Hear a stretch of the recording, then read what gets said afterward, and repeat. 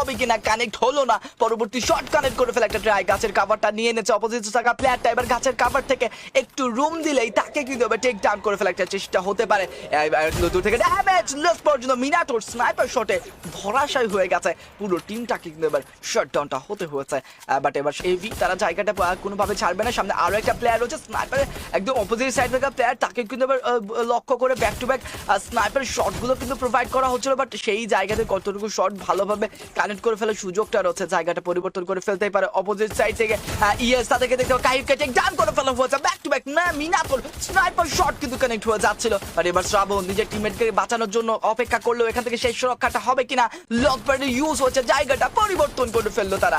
পুরো 4টি প্লেয়ার এবার জায়গাটা পরিবর্তন করে ফেলেছে। দ্যাটস ওয়াই বেঁচে থাকার সম্ভাবনা আরো একটু বেশি হয়ে গেল তাদের কাছ থেকে। দূর থেকে ড্যামেজ, কাইফিকে টেক ডাউন করে ফেলা হচ্ছে। কাহিবকে আবার টেক ডাউন করে ফেলছে। মিনাতোর ব্যাক টু ব্যাক স্নাইপারের দুর্দান্ত কানেকশন দেখতে পেয়েছি। দুর্দান্ত নকডাউনের সাথে কিন্তু এখান থেকে কিল ফিরে 3টি কিল পয়েন্ট কিন্তু বের করে ফেলেছে মিনাটো। তবে